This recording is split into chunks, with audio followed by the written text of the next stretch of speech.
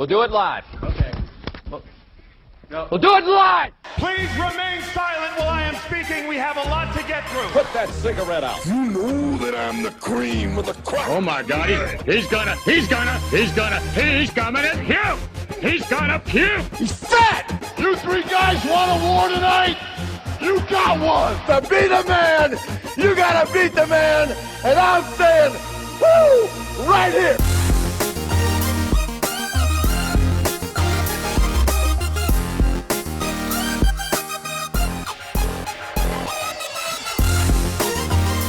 What's shaking, wrestling fans? It is Monday night, December 16th, and we just finished watching Raw, which aired live from Dallas, Texas at the American Airlines Center. And now it is time for us to congregate once again here on Mega Powers Radio for the MPR Raw Post Show. I'll be your host for this evening. Let's break it out once again. Why not? They're from Texas. I'm Mike Rootin' Tootin' Paden. Backing me up this evening from Smark Out Moments Smack Talk Podcast, Mr. Tony Mango. What's shaking, dude? I don't care, cowboy name. Tony Haas Mango. That's awful. I forgot what future cowboy names for myself. Okay. And also joining us, let's say, Steven Blimey Limey Wago. That was fucking abysmal. I couldn't give you a cowboy name, so you have to be like, you have to be the foreign chap to us here. Right, you're officially banned from using any UK lingo. Okay, whatever. Well, hell, gentlemen, we're here to talk about Monday Night Raw, so let's not waste all this time talking about these awesome nicknames I'm trying to give you guys. So let's go ahead and dig into the beginning of the show. We started with a fun little video package recapping last night's TLC pay-per-view, which I don't want to go too much into talking now. If you want to hear the full review of WWE's TLC, please check out smarkoutmoment.com, where you'll hear the Smack Talk podcast, where most of us, if not all of us, will be there giving our thoughts on it. Otherwise, you can always talk to us. You know, we're open to chatting about these things. But let's just give a quick go around here. Tony, how'd you feel about last night's pay-per-view? I felt basically the same as tonight's episode of Raw, and it's essentially that it was good, but it wasn't good enough to really be great. It was just like a steady, decent pace throughout the whole night, and it did its job to be an entertaining thing, but not entertaining to the point where I'm ever going to say to somebody, you should have watched that. You missed it, man. Nothing like that. Just, that was okay. Oh, that's unfortunate. Well, also joining us on the line, we got one more person joining the cast this evening, Mr. Shawn Walker. Shawn, what did you think about last night's TLC pay-per-view? Disappointing. Oh my goodness, really? Yeah, I didn't enjoy it. I actually preferred Raw tonight, even though Teddy Long was in charge. Now you specifically used the word disappointing. That means you had some type of expectations were beyond what you saw. What were you truly expecting to see there? I don't know, a different finish, to be fair. You wanted a fuck finish? Yeah. Okay. Okay. And now, I just find that odd after we had these months and months of fucked finishes. And if I recall correctly, you went on a hiatus from wrestling. You stopped watching. For a few months, yeah. And that was after Battleground, which, hey, that was a king of fucked finishes. Well, you know, I'm a big Daniel Bryan fan. I'm allowed to have a temper tantrum. Okay. Does it count if you got fucked out of your fuck finish? Oh, you just blew my mind. Fuckception. Oh, my goodness. Steven, I remember you said you didn't get a chance to watch it. Did you go back and see it since last night, or are you still waiting? I haven't got a chance, but based off the results of what I've seen, got mixed feelings about the whole show. I like that Orton won, I guess you can say clean, since there was no interference, but I just didn't like what I heard about the CM Punk Shield match. So, well, in that match's defense, at least that was the opening match and it was short, so it wasn't anything that really detracted from the show too much. Yeah, I'm just, you know me, I'm kind of old school with that type of shit. I don't think that one guy should overcome three, at least not on that level. Absolutely not. And not only did he win, the Shield got no offense in that match, which I think was absolutely despicable. Yeah, you're definitely right. Both of those guys are being built up as people that main eventers can only really knock off, and the fact that CM Punk was able to defeat them on his own, it's just absolute bullshit. Indeed. Well, Brian the Brain in the chat room, he's going to back me up here. He said he loved last night's pay-per-view, and so did Corey Krause. Thank you, guys. I thought last night's pay-per-view was quite possibly the best of all year, maybe the only other contender being SummerSlam, but I thoroughly enjoyed it. I thought we had probably what was the best Divas match of the year, an amazing tag team matchup. The main event was a lot of fun. I saw some unique things, such as when he handcuffed John Cena and John Cena completely unlatched the corner turnbuckle and climbed up the ladder and was bashing Orton with it. And then Orton eventually pulls him down into the ladder. It was an awesome series of events. A lot of people will say it wasn't their best matchup, and hey, of course it's not going to be. These guys had like 15 matches, but I still think it was a very good one, especially for this era, and it felt fresh because we haven't seen them in a long time. I, unlike Tony Mango, would recommend going out of your way to see this pay-per-view. I think this was the shining example of all the potential that we should have had through 2013 finally being on a pay-per-view. That's all I got to say about that. If I was going to pick a pay-per-view of the year, though I technically haven't seen TLC, so I can't say too much, I'd say SummerSlam. If not just for the two big matches on the card. Mm-hmm. That's about all SummerSlam has. You have to see this tag match. This tag match blew me away. It reminds me a lot of, what was it, No Way Out 2011 or 2012? I should know. I was there. But the whole card was terrible. There was nothing going on there. But out of nowhere, I don't even think it was announced either, just like this one. They had a 4 tag team matchup, and it had primetime players, it had Usos, and I forget who else was. I think Primo and Epico were in it, and it just completely blew everyone away when this match came together. Sometimes you get diamonds in the rough on like a really shitty card, so I'll check out the matches I want to see, but I'm just going to stay away from the handicap match. I think that's the two matches you can absolutely avoid. Funny enough, that's the funniest thing I think you could say about this pay-per-view is watch it, but skip the Daniel Bryan and the CM Punk matches. Oh, really? Who would have ever thought you would say that? See, I would think that you could skip the Intercontinental title match and the Brodus Clay match and the Miz match, particularly the Miz match. No, so I thought the Miz and Kofi had a unique matchup between those two, and I think that's the thing is a lot of people didn't get. Kofi hurt his leg early in the match, and so it slowed him down. He didn't get to do a lot of the high action stuff, and eventually it did get those dreaded boring chants, which is terrible. I think it's unfortunate they got that. I think people just couldn't appreciate a good old school slow match, and that's what those guys went out there and had. And I think it's great that they're trying something different between all their matches because they've been in a lot of them lately, so good for them. As someone who didn't see that match, how did it work? Did one of them particularly play heel, or was it pretty much even? Ooh. I would say it was more Miz heel. I would say it was more Miz heel, but at the same time, they had that whole thing on the pre-show where Kofi slapped Miz like a little bitch. Like Miz is a little bitch. To be fair, did you see what Miz looked like on the pre-show? Yeah. He absolutely. looked like a fucking dork. He deserved to get slapped. Oh my goodness. As far as the Intercontinental title match, I guess you could skip it. I think it was a fine, short little match. It was a shame we couldn't get more time, but those guys will likely face each other again. Love Damian Sandow's new shirt. That was probably the best thing I could say about the match, so that maybe that isn't that so good about it. What was the other one? You said to skip? Oh, the Brodus Clay and R-Truth one. That would have been good if they didn't just do the exact same thing tonight to a better further degree. That match had no place being on the pay-per-view. It should have been a Raw match. It was filler, which I think a lot of the pay-per-view last night kind of felt like. Yeah. All right, so let's start digging into Raw tonight, guys. We'll get, like I said, you want to hear a further expanded review of last night's TLC pay-per-view, check out smarkoutmoment.com for the Smack Talk podcast coming later this week. So at the beginning of Raw, we had the entire locker room emptied out onto the stage. Stephanie McMahon and Triple H inside the ring. They invite out the new unified champion, spoiler, Randy Orton, who walks out holding both of the titles around his shoulders. I think it's unfortunate they can't just choose one of them, but I guess they're saving that for a WrestleMania thing. I don't know. John Cena ends up interrupting him. He admits that he was defeated by Randy Orton and congratulates him. So, hey, that's nice to see good sportsmanship like that displayed, and John Cena not just trying to hog everything by himself for now. Instead, Cena decides to put the spotlight over onto Daniel Bryan and said that just like he promised Daniel Bryan he should get a shot, Orton should be the defending champion and give Bryan that chance. Orton says, I don't have to listen to you. I don't have to listen to anybody, but is quickly reminded by Stephanie McMahon that there are people he has to listen to. And before this whole spiel is done, Triple H and Stephanie, they go over, they have a little conference between each other, and they decide that the main event of tonight will be Daniel Bryan facing Randy Orton. Unfortunately, not for the title, which I think was a bit of an odd decision.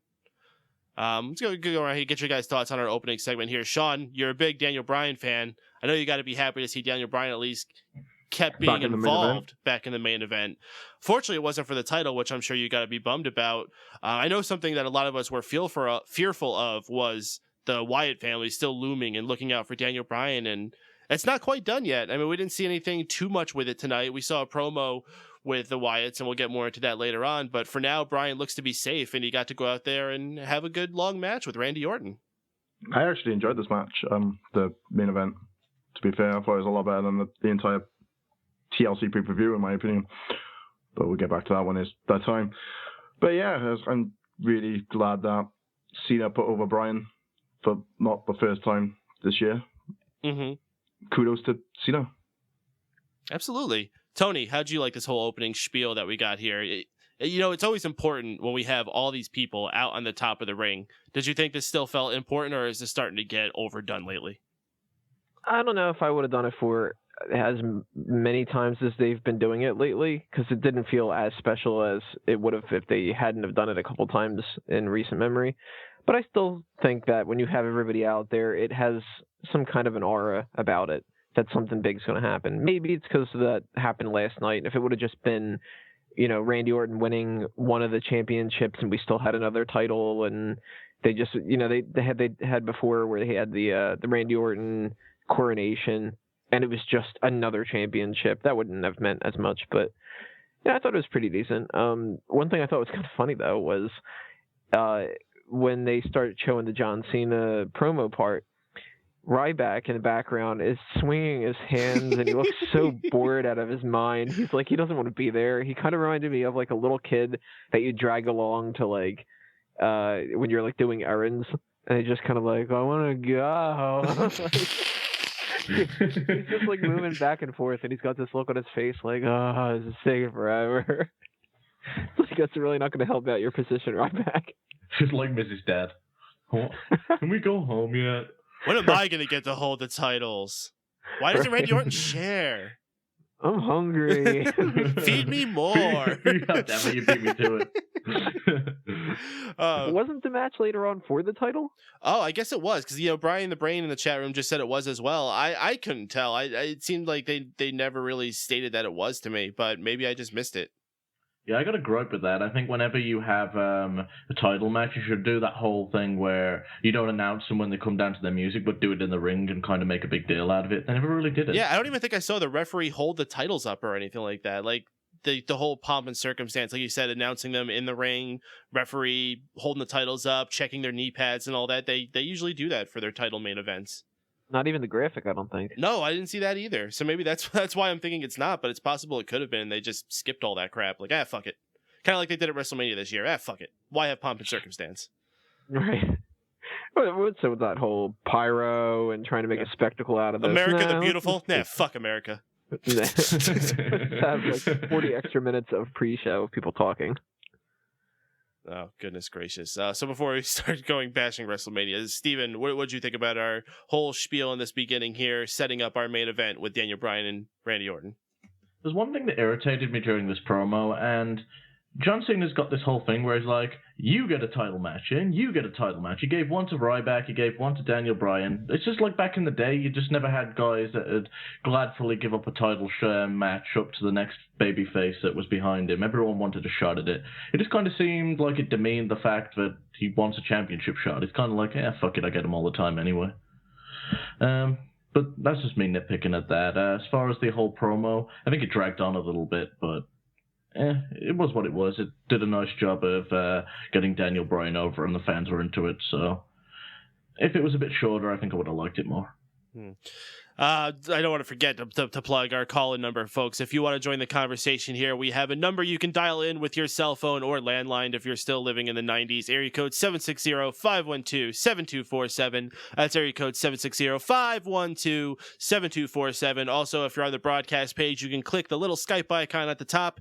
That'll dial you in with your Skype.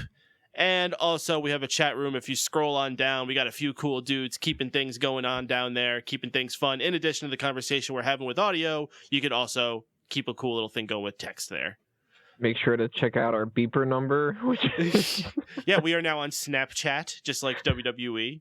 So be sure to check that out. What remember to download our app so you can vote in. What the hell is Snapchat anyway? Like, I hear people talking about this. From what I understand, it's like you text somebody a picture, but it's only available for a limited time. So it's like worse tout? Yeah, what's fun about this? I don't know. Kids these days, Corey technology. Corey Krause says, I believe it is for dick pics. Okay. That makes sense. Okay. Oh yes, Bad News Barrett. Bad News Barrett returned this week. Thank goodness. I only got one segment, but you know what? It was fun. He came out. He's got a modified little podium now. It's got a bigger Bad News Barrett logo on it. He had a gavel this week that he was slapping. He didn't have a bird. He had a gavel, and he was slapping it on there. And he was pretty much calling to order like a judge. He brought his bad news, which I believe had something to do with the lottery, which I didn't even know was a big thing this week, but apparently it is. And the sad, harsh reality that everyone's just going to continue going on with their meager lifestyles. Kind of depressing, really. Hey, I'm glad Bad News Barrett is back on the TV. We didn't get to see him last week, but yeah, I hope this continues. Any thoughts? Bad News Barrett? You know what? I didn't like this one. No? No, I don't. You know what? It had more of a charm online where he just popped up in these more random, funny ways, and they just leave off going, Bad News Barrett. It was awesome. I don't like the way they're doing it now. The first couple of times it was funny, but tonight I don't know. I don't know if it was just the bit that he chose to say, and I might like what he does next week, but this week I wasn't into it. Yeah, I think that this joke fell pretty flat, and I like the gavel, but I think that they need to step the game up for this, because if this is going to be the average or the best that they can do, it's going to go nowhere. Hang on, is he going to call it the bull gavel instead of the bull hammer instead? You're clever. Gotta watch out for that guy. So we had a tag team matchup between Cody Rhodes and Goldust against Big Show and Rey Mysterio. I guess there was an app poll or a WWE.com poll, something about this. I don't remember, but somehow Big Show and Mysterio won it, even though they've only been a tag team for 24 hours. And they also got the victory. And this wasn't a horrible match. Big Show actually did the majority of the offense for the team. So funny enough, you got Big Show and Goldust, these guys who are Attitude Era stars, still holding things down here in 2013. Tony, anything? I don't know if that's a testament to how good they are, or it's a shot in the face at all the other people that they're significantly better than most of the people on the roster. And where do these guys get this fire from at the age that they are at now? Steven, where does a guy get that? eBay. I wanted you to say Walmart or something. If you wouldn't have said something like that, I would have been pissed. What? Shit, I don't know, man. I don't know where Goldust gets it from. I see most people get to that age and they're like, fuck it, I'm just going to get paid. I know where they get it from. Dr. Hanukkah Burger. Seems legit. Steven, you dig in this, excuse me, Steven, Shaun, you dig in this tag team thing that we got going on right now. We had a number of them throughout this night. This was only the first one we got to see. How you liking Big Show and Mysterio? Are they working for you? I don't like Big Show anyways, and I don't like Rey Mysterio anyways. So this tag team is just dull to me. Putting it nicely. But yeah, Goldust had a really good showing. I thought Goldust stole the show in this tag team match. We get an advertisement informing us that next week is going to be another special edition of Raw, only it's not something stupid like going country. It's going Christmas! Yes, indeed. Raw Christmas next week. Damian Sandow playing Bad Santa. Mark Henry playing Good Santa. We got a couple vignettes for both of them where they were sitting in their chairs. They had their own personal Santa's Little Helpers, which AJ Lee, oh my goodness, really put me in the Christmas cheer mood. Indeed. And Mark Henry getting the Bellas, but also Dylan by his side. I'm surprised they didn't have Dylan come in and sit on his lap. Oh, but the kid they did have come and sit on Mark Henry's lap. Oh my goodness. Abysmal. That face he had when he sat there. Oh my goodness. Shit, I'd be terrified if I had to sit on Mark Henry's lap. Oh, Mark Henry's, he's a friendly giant guy. You see that smile? How could a kid be afraid of that? He's good, Santa. Have you not seen what he does? Yeah, I see what he do. I feel you. We had a rematch from last night's pre-show, Fandango versus Dolph Ziggler. This night, Dolph Ziggler gets the win back. However, it's not a super decided win. No, he gets a roll-up. Yes, Dolph Ziggler finally debuts his 30th finisher, the roll-up. Steven, how you feel about Dolph Ziggler right now? I think he should literally just chain every one of his finishers consecutively and pin people that way and finish it off with the roll-up. I don't know what the fuck you're going to do with Dolph Ziggler. He's in no man's land right now. As a heel, I don't like his promo work, and as a babyface, I don't like his promo work. As a wrestler, he's sure as hell entertaining, but if there's no depth or storyline behind him, there's no reason to get invested in his in-ring work. So I don't know what you do with this guy right now. I think he's, as much as I enjoy him in the ring, I'm just lost on him. I don't know what to think about the guy. Shaun, are you still behind Fandango at this point? You got to be behind Fandango, you know? Just like a submarine. I would like to stand behind there all day long, you know what I'm saying? I feel you there, buddy.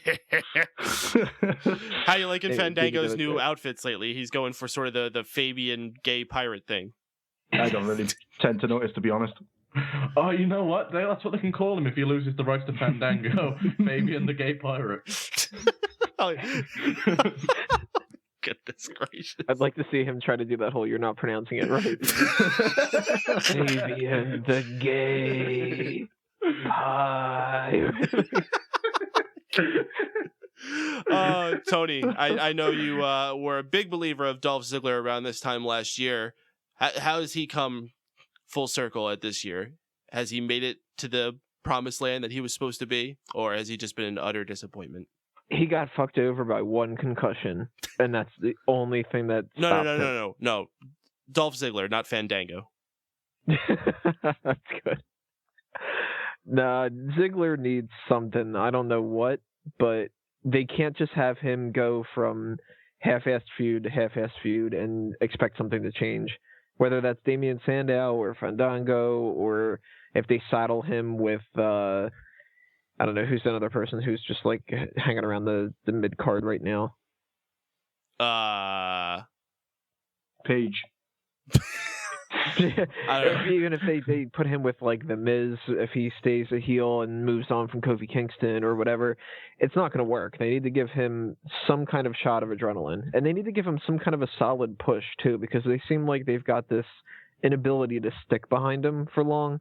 They give him a little bit of a push here and there, and then as soon as he kind of grabs whatever the imaginary brass ring is, then they seem to go like, yeah, but we don't really like him, and then they just kind of like job him out and stuff. And it's a shame, because I think he deserves better, but he's not doing it right now. Hopefully Dolph Ziggler getting the win tonight shows that he's still got a little bit of life in him, but we'll see where that goes in the future. We had our second tag team match of the evening. The Real Americans, who really are getting a lot of development lately. They've really bolstered up their entrance. They gave them these fancy jackets. They're throwing these flags, charging the ring. I enjoy it a lot, and I'm actually getting more and more behind the Real Americans, a team who maybe 2 months ago, I think everyone was ready just to see split so Antonio Cesaro can go on to bigger things by himself. Finally feels like a real tag team. Taking on another team which doesn't so much feel like a real tag team, but hey, it's working enough for now. The Intercontinental Champion, Big E Langston, and Big Jolly Good Santa, Mark Henry. And these guys actually got a fairly long match. I think it went through a couple commercial breaks. It had a slow start, but before it got to the end, it actually got really exciting. Big E Langston bringing a lot of high impact and fun to it. Antonio Cesaro, of course, always entertaining. Even Jack Swagger having some fun moments throughout this match. Antonio Cesaro doing a cool little slingshot thing leading into Jack Swagger doing his little, what you would call that move, some type of turning around suplex thing. And it ends up ending with Big E Langston getting the big ending for the pin. Big E Langston and Mark Henry, they're trying to build them up, I guess, as contenders for the tag team titles. We'll see how that goes. Tony, how'd you feel about how these tag teams showed themselves this evening? Well, now that you called him Big Jolly, I kind of want that to be his nickname, kind of like Big Hungry was for Ryback. I like the Mark Henry Big E Langston combo for right now. I don't know if I really want to see them go too far.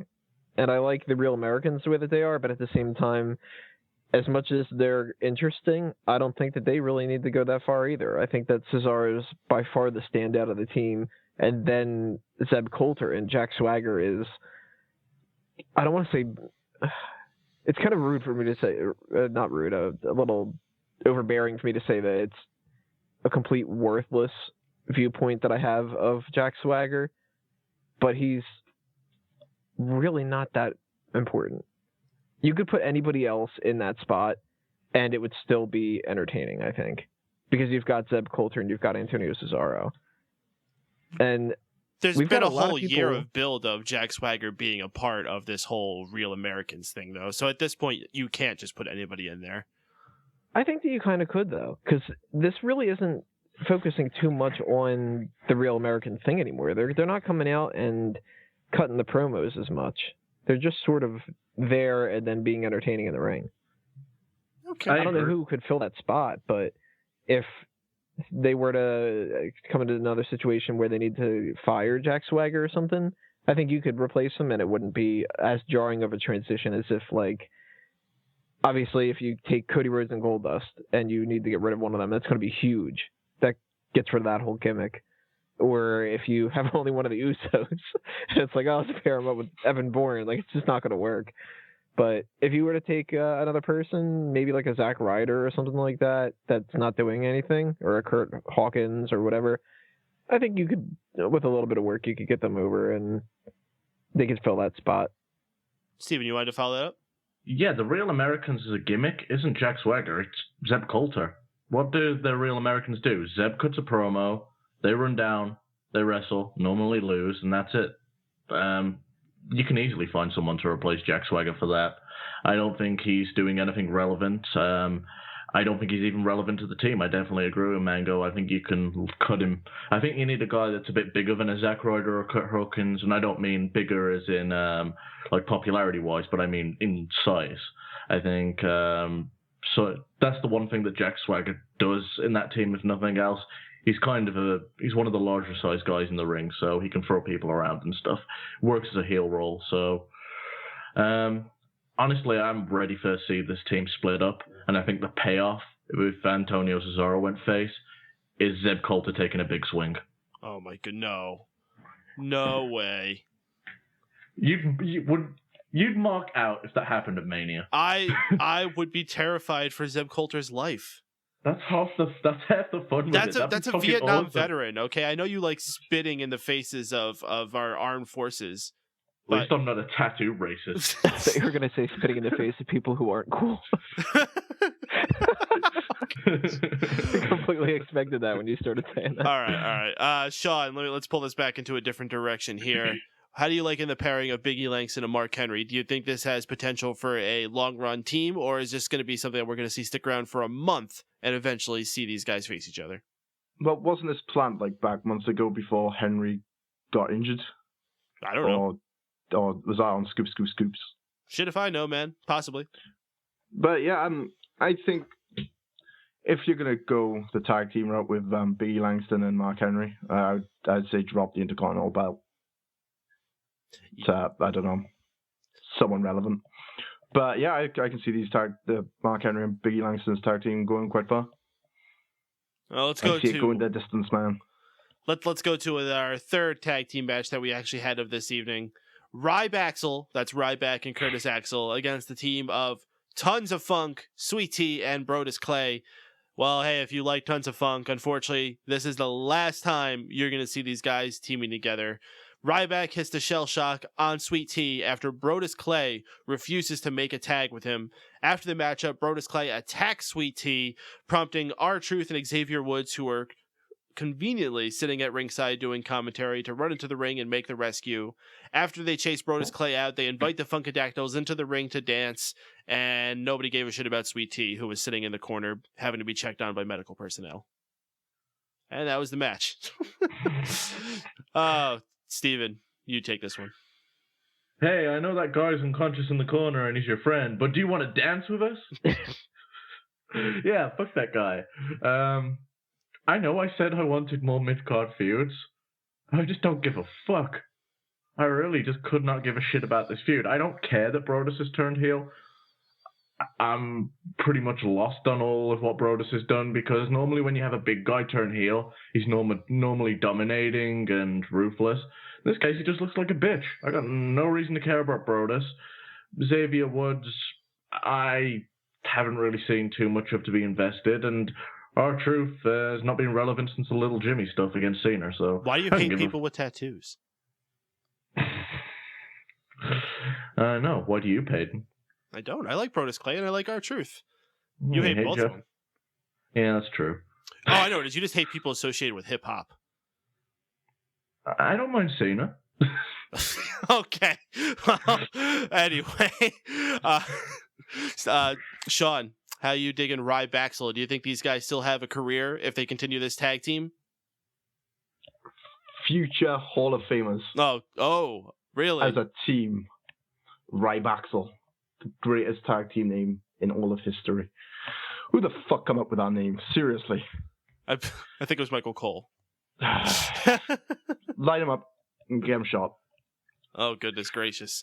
Tony, where are you laying on this whole situation? Are you behind the new Brodus Clay? I've always liked Brodus Clay, and I hope that he gets something good out of this. I don't know if it's going to end up working, and it doesn't seem like it will at this point, because it's kind of awkward. Not as awkward as the whole Tensai's in the corner, probably dying of internal wounds, and it's just like, somebody call a doctor. Like, that was very awkward. I don't know why they decided to do that, but I like Xavier Woods. I'm not a big fan of R-Truth. I'm not a big fan of Tensai and the Funkadactyls. I kind of would like them to split up and Naomi to just do her own thing and Cameron to maybe just go away. But if Brodus Clay comes out of this looking good and he is a solid upper mid-card guy, maybe, because I don't think he's really going to be a main eventer, I'd like to see him be the one who takes the belt off of Big E. Right now, they're not building him up to be anywhere near that level. And having him continually lose as a big guy is really confusing to me. And it's kind of a shame that we're not going to see Tons of Funk anymore, because I really like that song, and I really like the gimmick that they had overall. But if it all ends up working out, then I'm for it, even if it means that Tensai might get fired. Well, that begs the question, what happens with this whole thing? Who do the Funkadactyls go to? Who gets to keep that music? I mean, is Sweet Tea still going to come out playing this gimmick? Or is, for that matter, is Brodus Clay still going to come out to Somebody Call Him a Mama? I would assume that Tensai, we might not even see him for a while. They might just kind of push him off to the side, and if anything, maybe he'll wrestle house shows to that theme and come out by himself dancing, because people won't care because it's a house show. Mm-hmm. The Funkadactyls, maybe they'll actually stick around with Xavier Woods. I don't know if he'll get that song. I doubt it. But Brodus Clay, he's probably going to get some stupid, generic rock song. I'm a bad, bad man. Oh, God, that song was awful. Yeah, it Maybe was. it'll be like with how Barrett just has him going boom a whole bunch of times obnoxiously. His song will just have him go, gee. I'd love for Barrett just to walk around with a microphone going boom. For his theme. Order, can I have your attention? Boom, boom, boom, boom, boom. Here comes the boom, ready or not. Hey, Ryback got a win. He did get a win. Yes, yeah, he did. That career, hey, it's going up. Technically, places. Curtis Axel got a win, too. They talked to Titus O'Neil beforehand, and he was like, if you're going to win, make it a win. I'm certainly not winning the poll later on. God, that NXT number 2 was fucking sucked. Yeah, it's pretty sad when the standout guy was Alex Riley, who amounted to a whole bunch of nothing. I was behind him when he got his initial push, but that's a whole nother story. I was behind him until he came out at WrestleMania 27 with that fabulous bedazzled jacket. I liked his face pusher when he split from Miz, but that was about it. So let's move into... We had CM Punk coming out to the ring, calling out Triple H. I zoned out because this was terrible. Until, rather than Triple H, we heard Shawn Michaels music. Shawn Michaels comes out.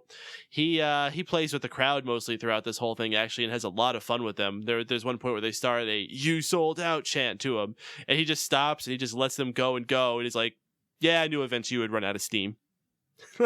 Really, really fun character work there.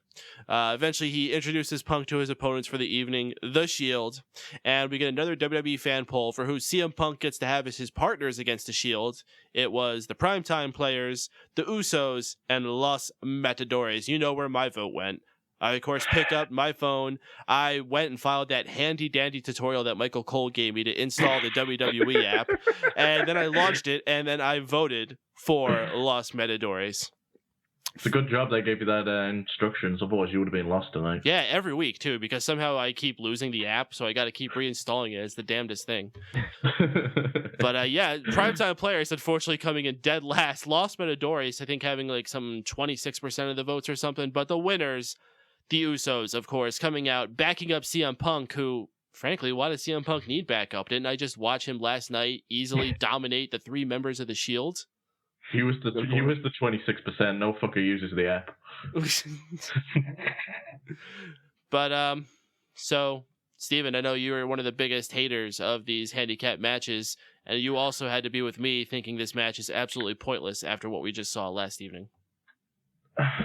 One, I just wanted to touch on the Shawn Michaels Punk promo. I think it's a testament to how over Daniel Bryan is, that the fact that Shawn Michaels is getting heat, because the last time they tried to turn him heel, they failed miserably. But to touch on this match, yeah, I'm definitely in the boat of why the fuck am I watching this when I already know that Punk can defeat all these guys on his own.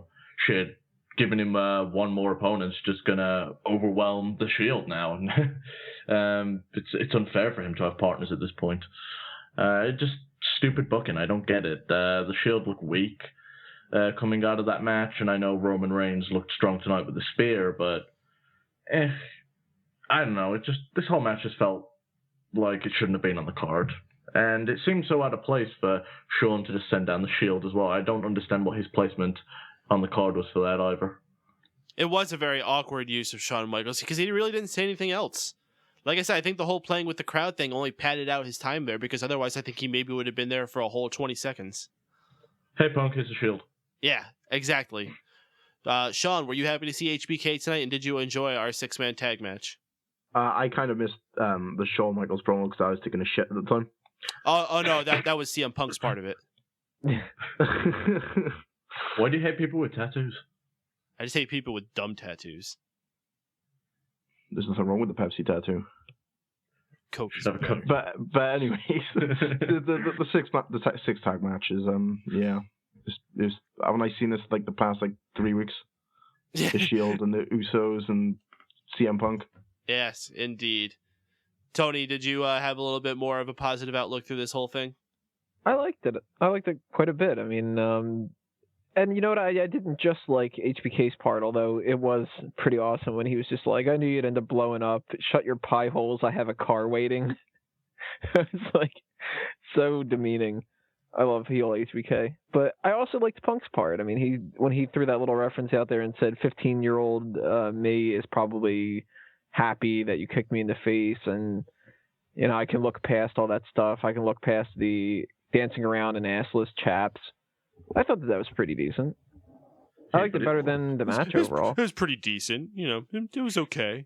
Yeah, for something where it started off a little bit. You want to get a soda? Shaky. It started a little bit shaky, and it could have turned. It could have turned really bad with just Punk cutting another generic promo that he's been doing quite a bit lately.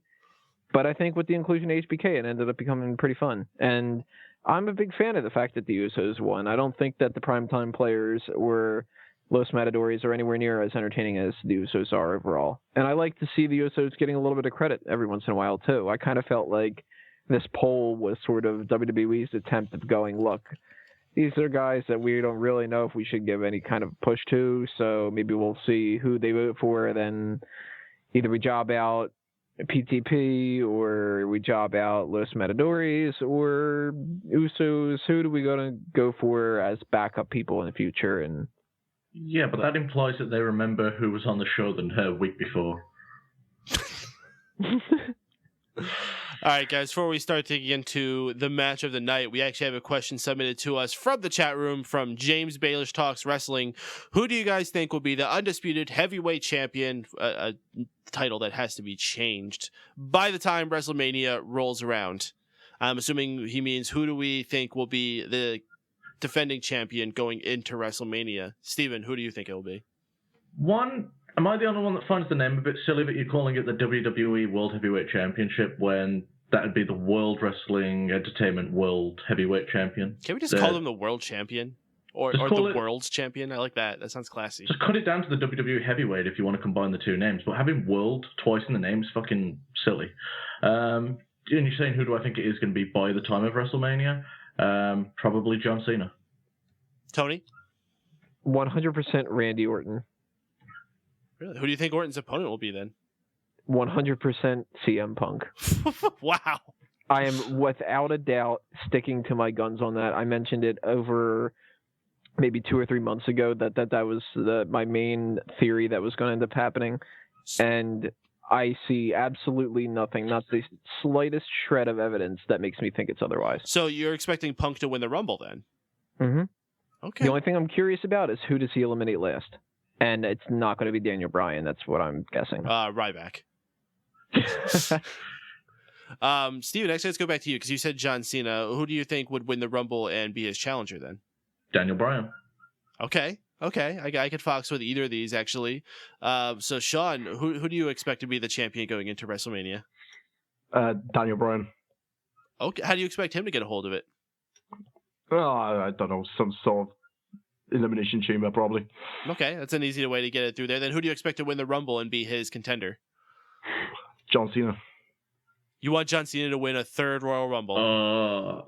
I can see it. I could see it, and that's the sad thing. My goodness, I can only hope not. Will you take past Stone Cold Steve Austin then with Royal Rumble wins? Let's see here. James Bale just submitted his answer. I think that Randy will lose the title at Elimination Chamber to Cena, and then Cena will face Daniel Bryan at WrestleMania 30. So it seems like that's a popular opinion there. That's the same opinion that I have. That's exactly the way I see it going down.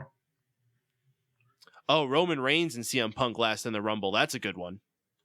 That would be good if they gave him the Kane role where he eliminates a whole bunch of guys. Oh yeah, I might have to be going with that from now on. That's a damn good suggestion. Yeah, thank you, Brian the Brain, showing off his title. So do you think he'd just do the Kane thing where he eliminates a bunch of people, or would he be the Iron Man? At this point, if there's anybody that could do the monster with a lot of eliminations, it is Roman Reigns. As a matter of fact, in my WWE 2K14, when I went to play the Royal Rumble with Roman Reigns, I obliterated Kane's record with him. I think I got 22 eliminations. Well, they normally do two things. They have the Iron Man and they have the Monster. Do you think he goes for which role do you think he fits into more likely? I don't see Roman Reigns as an Iron Man. Mm-mm. You know what? I am very hesitant to think that they might do, and I really don't want them to do it. I don't want to see CM Punk in the Final Four with the 3 members of the Shield. Oh, you know what? It's going to happen. I'm not a fan of. I could see the Shield teaming up and eliminating everyone, and then it coming down to the Shield and Punk. Yeah, I don't want that to happen. But Roman Reigns himself, that would be pretty awesome. So much potential here. And as far as what I think could happen here, gosh, I honestly hope none of the above are the people that we see going into WrestleMania as champion. Who that other person that could come in and step in and be, man, it's tough. Daniel Bryan, I think, is a fine contender to be a guy that can come up and be the champion going in there, but I hope we see a truly fresh face win the Rumble and go in there and face him. That could be a Roman Reigns. That could even be like maybe an Antonio Cesaro, I think would be someone that they could pull into a situation like that. Steven, you had something you want to say? Well, on my game, Big E won the Royal Rumble. Okay. Certainly do that. All right, we got a call-in coming on to us here. We got Brian Biner joining us via the Skype line. Mr. Brian, you're live on the Mega Powers Radio Raw Post Show. What's shaking, dude? Thanks for joining us. Thanks for, you guys are great. I love the show, of course, last week I couldn't call in. I was having issues with my voice and stuff, so I just, listen to the whole show. Oh, glad you're feeling better then. Thank you. I just wanted to weigh in on Royal Rumble. they need to go ahead. They need to start getting the matches set up where we do like figure out who's going to be number 1 in the Royal Rumble, who's going to be number 30. Personally, I see like Roman Reigns being like either number 5 or number 6 coming into the Rumble match and eliminating at least 12 to 13 different people in the Rumble and being last against CM Punk. Of course, Punk eliminating Reigns to go ahead to go to WrestleMania. I'm up in the air. I don't know if it's going to be John Cena or Daniel Bryan with the undisputed WWE title at that point. So, because of you got Elimination Chamber first, right? Mm-hmm. And I can actually see Daniel Bryan coming out of Elimination Chamber with the title. Oh, we just had someone in our personal chat here. They were saying we all forgot about Sheamus. Sheamus is a wild card player coming into here. What if Daniel Bryan is the champion with Sheamus being the surprise winner at the Royal Rumble? Sheamus versus Daniel Bryan 3, finally getting an opportunity to have a real match at WrestleMania. Yeah. Well, that's the thing is, that's the whole thing. They did the first year, they didn't even do the pre-show match, which was supposed to be the U.S. title. And then the second year was the 2-second bro kick, Sheamus beating Daniel Bryan. I mean, realistically, that should have been a long match. That should have been the match of matches at that WrestleMania. And what do we get? John Cena versus The Rock? I mean, come on. Realistically, Sheamus can go. Sheamus is probably he's one of my favorite wrestlers as far as he's got size, strength, and he's got the look of, he's not your typical molded wrestler. You know what I'm saying? Mm-hmm. Yeah, he's white and pasty. I get that, but he's a brawler. He's better than most of what's out there. I mean, I wish he wasn't hurt. I wish he was in there right now. But the thing is, I'm kind of glad he's out. Because what would he be doing? It gives us a chance to miss him too, because he was getting a little bit stale. Right.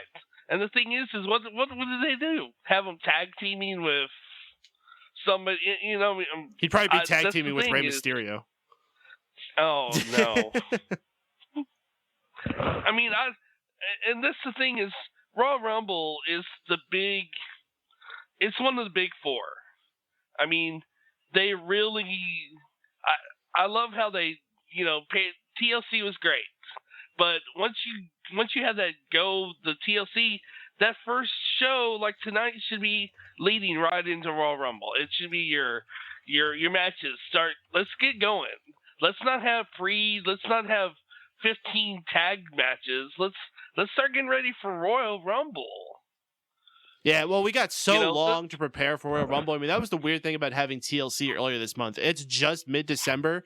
We're already on the road now to Royal Rumble and ergo to WrestleMania. It's going to be a long few months, and we got a long time to get these things going, so they don't have to necessarily rush into it. I think this week would have been perfect to have had the Slammies, which is so weird that they had it previously rather than now. No, because it's in Dallas. I don't want Slammies in Dallas when this is... this is where I live. It can be anywhere else. They can have it anywhere else. I don't want Slammies here. They should have had Hell in a Cell match. They could have done so much.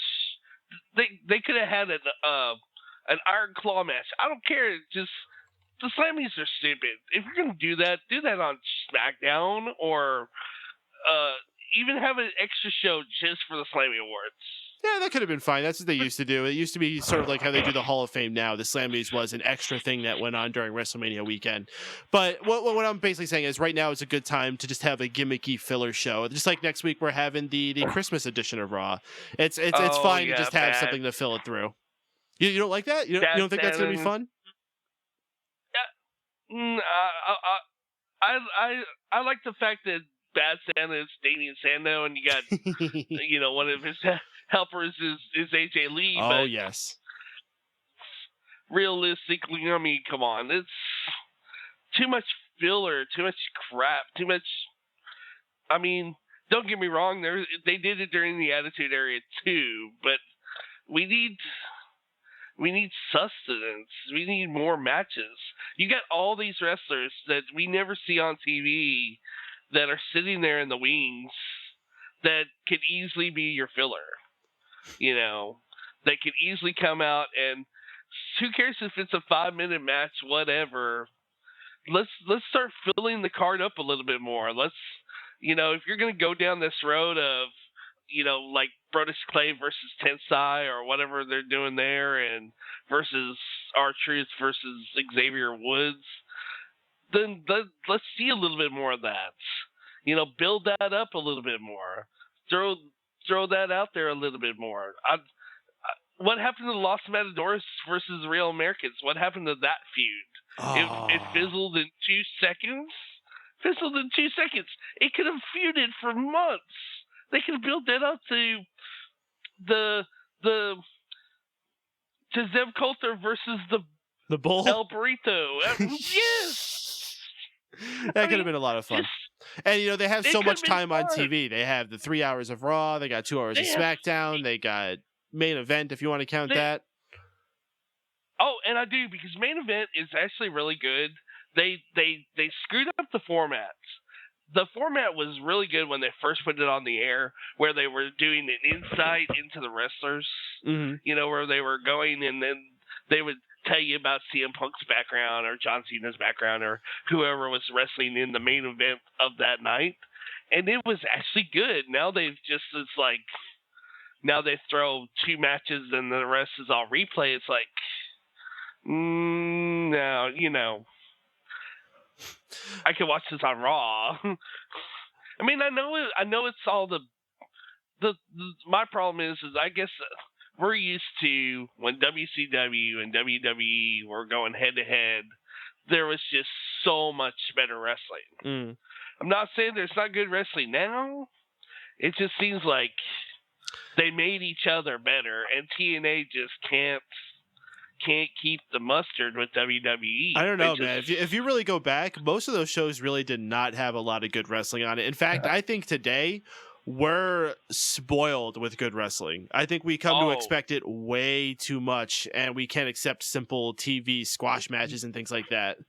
Yeah, I was about to say the same thing. Attitude Era's wrestling like from the wrestling standpoint, it wasn't that good. I think we all enjoyed it more because wrestling was the in thing back then. It was a lot more of a hotter product, and it was the cool thing. Right now, the storylines aren't as hot. There isn't as many big stars, and that's why we. But there's so many talented wrestlers, though. That's the thing. That's why when we compare it back to the old Attitude Era days, we think it's worse, but not really. We get there's a lot better wrestlers. The whole thing's evolved since then. Go ahead, Brian. What a lot of people don't understand is WWE sucked in person. Like, you go to a WWE show back during the Attitude Era, it sucked. They did all their production was for TV. It wasn't really for the live. It wasn't for the people in front of them. Where WCW, their TV show sucked, but man, in person, the wrestling was so much better. And it was like, because all we did, I followed both shows for 3 years, where we would go from WCW to WWE to WCW to WWE, and we followed, and we went to every pay-per-view and every Thursday Night Thunder and every Monday Night Raw, and it was like, you would not believe the production values were so much different for 2 companies that were doing basically the same thing. Oh my goodness. Just the crowd involvement for WCW back then was incredible. I mean, they would constantly be running the camera through the crowd of fans. Like, they would show someone holding up a sign up close or dancing, some skanky looking woman that come dressed in her harlot outfit. They'd show off her for a little bit. And then the best thing, of course, was the Nitro parties. They would actually go into people's homes with cameras and show off people just hanging out and watching Nitro together. Man, I wish they did more stuff like that. And the thing is like, WCW used to, like, once they found out we were going to show, they started giving us tickets. They just started giving, here, come to the pay-per-view. We want you on TV. We want to show you guys on TV as much as possible. We want, we want the crowd involvement, so we're going to have the wrestlers come right by you guys where you guys are sitting so people can see you guys every week. And, like, sometimes the wrestlers would be a little, some of the wrestlers were nicer than others, of course, but WWE found out we were going every week, and they're like, well, we wouldn't mind a little involvement, but once WWE saw us on WCW TV, everything changed. We started getting free tickets. It was fun. I mean, it was 3 years of on the road following from city to city, and you'd be like, you get tired. I mean, after a while, I was tired of wrestling, but it was so much fun because we met all the wrestlers, we met all the all the women, all the pre and post production people. We met those people, and it was a lot of fun. The golden days are not coming back, because I think a lot of things that people have to accept.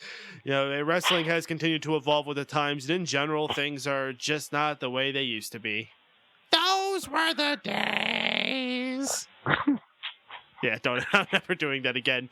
Brian, let's come back to Raw here for a moment. Your high point and your low point for tonight's broadcast. High point, Daniel Bryan versus Randy Orton. That was such a great match. Why the low blow, I don't understand, but actually I do, because he's a heel. That's what he's supposed to do. And it was for the title, by the way. It was for the title. They really didn't mention it.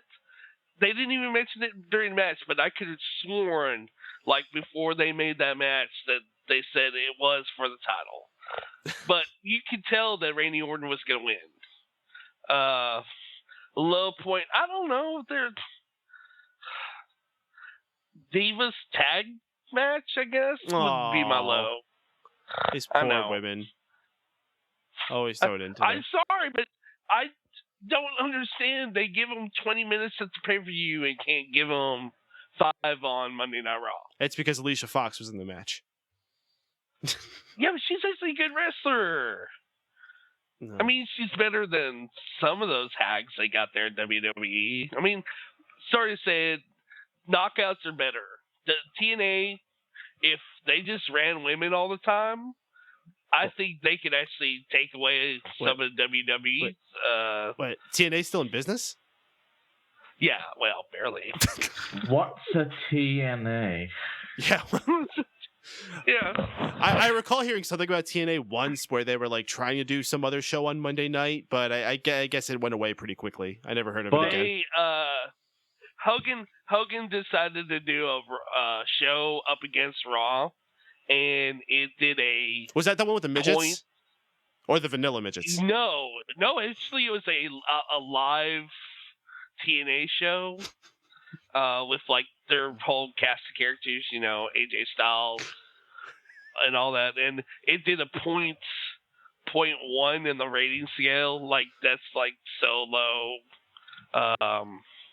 It's like lower than an infomercial. Oh. I'll have to check it out after I finish watching I don't know, something that's not going to make me want to hate wrestling. Paint dry. Yeah, good luck. Gouge your eyes out with Barbie dolls and yeah. Funny enough, TNA is actually coming around to my area in a couple weeks, and they actually did this really cool cross promotion thing with Tommy Dreamer's new promotion, House of Hardcore, where they had Bully Ray show up at an event they had at the Poughkeepsie Civic Center, and I might actually be attending a TNA event. Funny enough, for all the shit talking I always do, I may actually go in there. All right. You know what? Actually, I would recommend. I've been to 2 TNA live events since they started in, 10 years ago or whatever it is, and I would actually recommend their live event. It's not WWE, but it's not bad. Well, and here's the thing: it's not even just like a regular old live event. It's one of those pay-per-views that aren't pay-per-views that they do now. Oh, the post pay-per-view, I guess you would call it. I don't know what the hell you would call it, but they're calling it one night only, and I guess the whole thing. Oh, one night only. Yeah. So that'll be nobody pay so and nobody view. So what are you getting? So what are you getting for your one night only? I have no idea. I haven't seen any promotion as far as what the card is going to be there. This is being recorded in advance, so this isn't going to be a live pay-per-view. This is something that they're going to record on a Monday night, actually, so I might not be available for that Raw show. I have to figure out how that's going to happen, if I'm even going. And then it'll be eventually shown. I don't know if it'll be later that week or if it'll be in a few weeks. I don't know what the deal is. I'm assuming they're going to want to get out as soon as possible. I don't know what the hell their model is, but I might actually go to it just because it's only about 10 minutes away from me. Poughkeepsie's always a fun place to go and see shows. A lot of wrestling history there, and hopefully they'll give us a good show. Hey. Yeah, I think they will. I mean, Poughkeepsie, yeah, you know. I think we went through there one time to see something it was WCW, and you know, there's some nice people up there, and that's actually a decent venue. So, you know, it's a shame. It's like they need to come back to Fort Worth more often. I mean, they always do Dallas, and they don't come to Fort Worth. It's like you forget that this is where WCCW was, guys. You know, you guys talk about Sportorium, but you can't make mention of Will Rogers Coliseum or, you know, anything that happened in Fort Worth ever, please, you know? Man, it just shows how we're in, like, completely different parts of the world, Brian, because I'm here in southern New York, which is WWE country to its core. I mean, I live about 30 minutes away from the WWE headquarters over in Connecticut. So man. I'm 100% the blood of WWE. That's just the way this area has been. All right, Brian, it's been so yeah, you go ahead, finish. Have you ever seen a WCW event? Never. A match? No, I don't think they even ever came to this area. That's why when you said a WCW event here, I was like, I don't think they've ever been to this part of New York. I think they went out to like Buffalo, but not here. So you only got to see Kerry Von Erich when he was Texas Tornado, and that was it. I didn't even get to see that because I was only like 2. You children. Yeah, children. I was born in '86, man. You know, Shawn Michaels is the greatest wrestler of all time to me. I'm late. Because he is. Yeah, indeed. You miss so much wrestling history because you need to go back and there's so much. I mean, gotta understand, WCW was like the it was what we had. I mean, it was the Von Erichs, it was the Freebirds, it was, you know, Abdul the Butcher, it was Mean Mark Henry, you know, Mark Calloway and Kane before they were Kane, and Stone Cold Steve Austin before he was Stone Cold, and you know, Mick Foley was here for a short while before he went off to Japan and started doing all that stuff. There's a lot of history in WCCW and all that. And, of course, now Vince McMahon owns it all, and it's a shame. Once again, the glory days aren't going to come back, unfortunately. I know. I'm old, and it's curmudgeon time, you know. Not that old. All right, Brian. It's been an excellent call, man. We're going to let you go for this evening, though.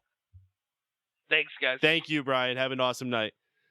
So huge thanks to Brian Biner, Brian the Brain in the chat room, calling in, giving us a fun conversation here. Anyone else out there you care to join us, you can dial in on your phone, area code 760-512-7247. You can join us via Skype just like Brian did, clicking the little Skype icon on our broadcast page. And of course, the chat room, always on fire, having lots of fun there. All right, guys, we got 2 more matches to run through here. We got the Divas matchup, the Bellas teaming with Natalya Neidhart to go against Alicia Fox, Tamina Snuka, and AJ Lee. Tamina ends up hitting the move of this entire match with this freaking sick, nasty super kick onto Nikki Bella while she was going for her torture rack finisher. AJ Lee follows it up with a Shining Wizard and getting the pin. It wasn't a terrible Divas match. I definitely wouldn't rate it as a low point on the show. It wasn't as good as last night's Divas match, which I think was absolutely fantastic. But as far as Divas matches of the year 2013 go, I would put this on the more than acceptable scale. Tony, would you agree? Yeah.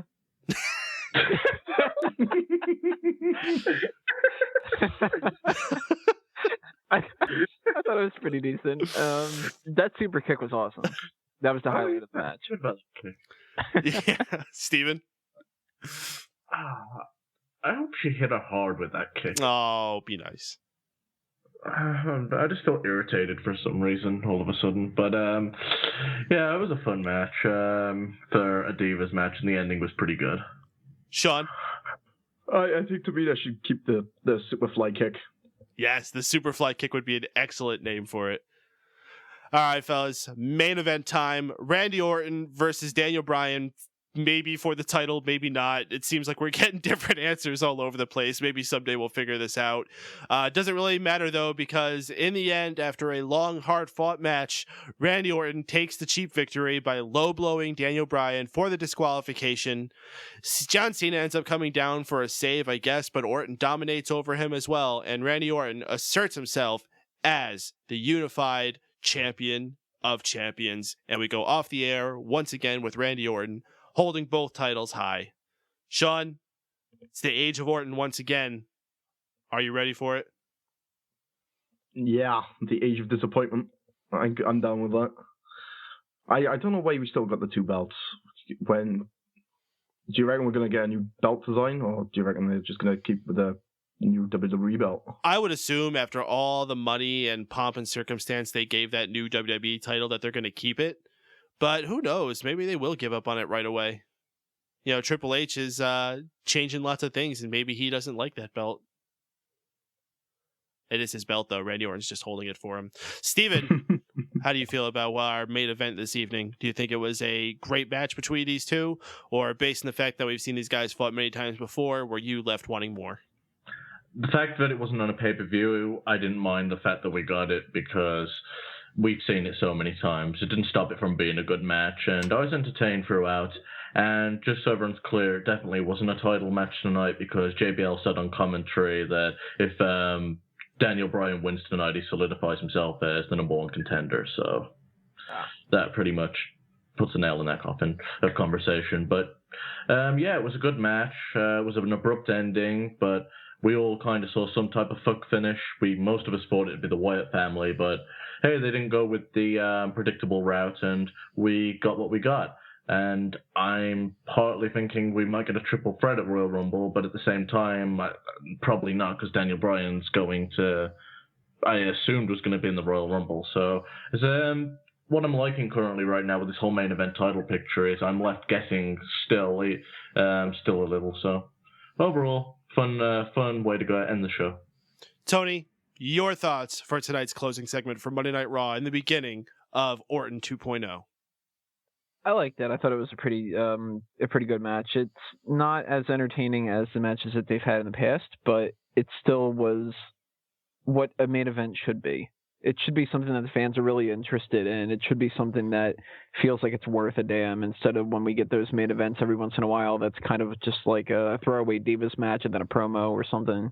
Even though I did like the last week's final segment, I kind of think a main event match that delivers is the way that you should go more often than not. So I was a fan of it.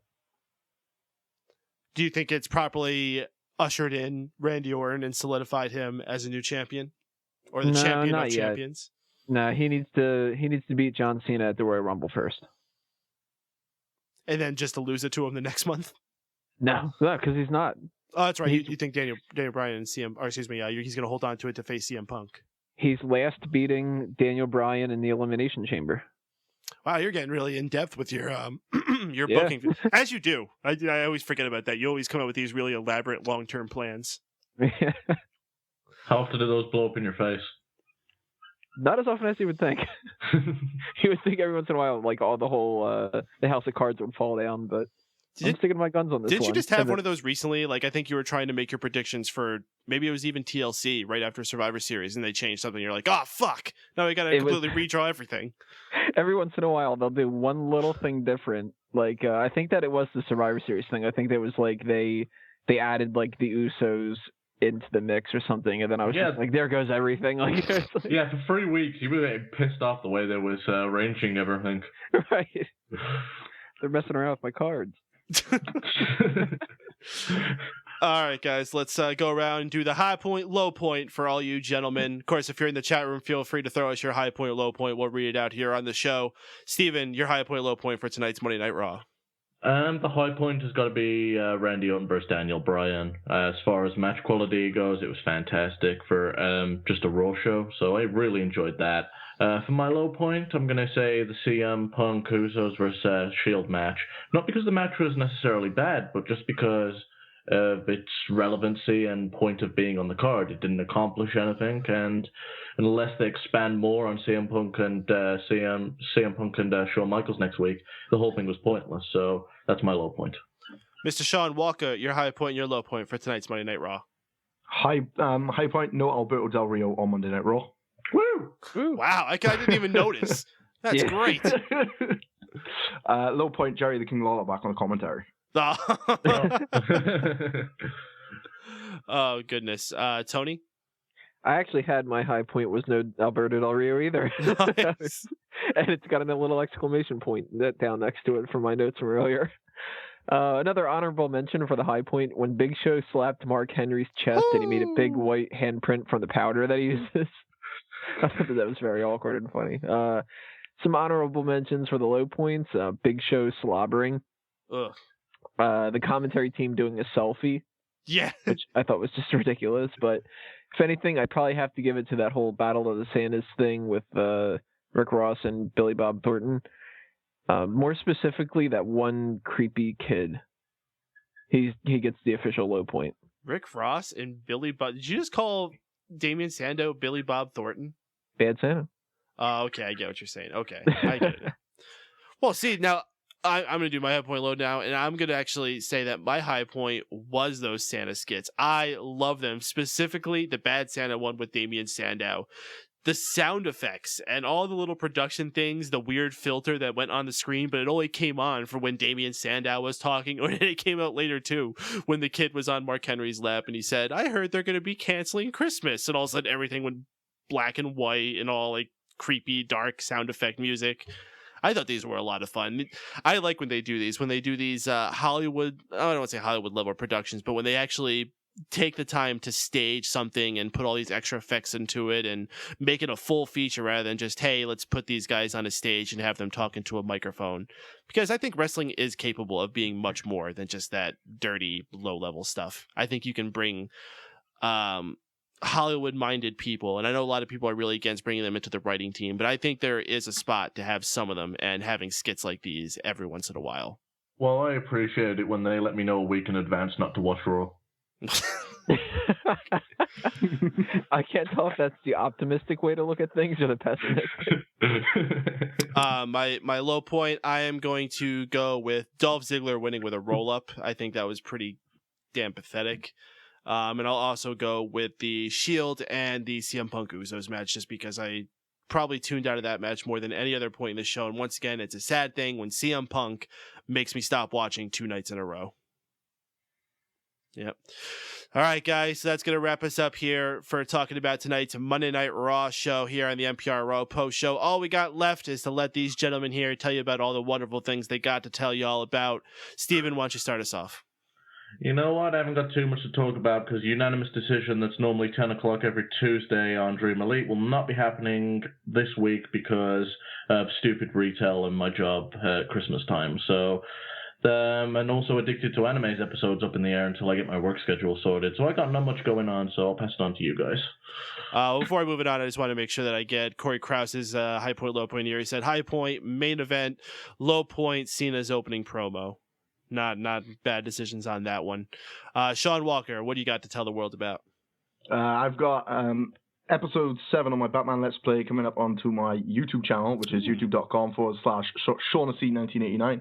And just follow me on the Twitter at ShaughnC2K37. Mr. Tony Mango. All right, guys. SmarkOutMoment.com is where you can find the archived version of the show, and you can find everything else that I got going on from my end of things, including my podcast itself, Smack Talk, which with the next episode we're going to be doing the full rundown of the TLC card and everything that happened on that event. Next week, we're going to be doing the end of the year Smark Out Moment Awards. So if you want to send us in your choices for that, go ahead and check that out at smarkoutmoment.com and look out for that coming along. You can check out my Bleacher Report articles, follow me on Facebook and Twitter, so on and so forth. If you go to smarkoutmoment.com, you'll go everywhere.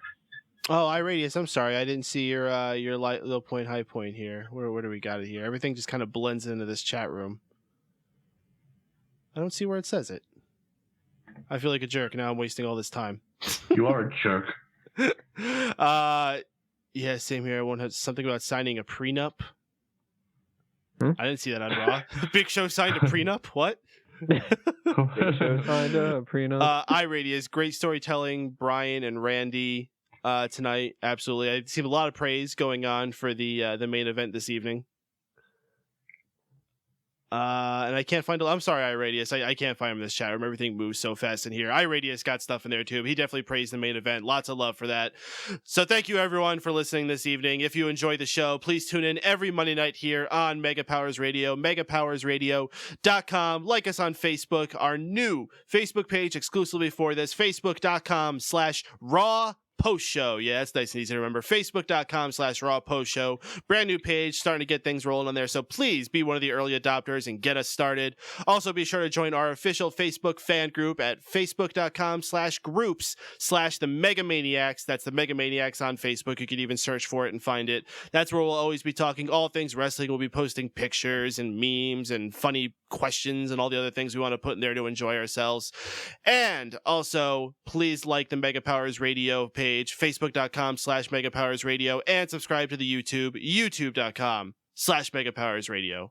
If you didn't get the name, I probably said about 20 times, pardon me, and you can find it in all those places. So thank you everyone for tuning in. Thank you to Stephen Wago, Tony Mango, and Sean Walker for joining me this evening.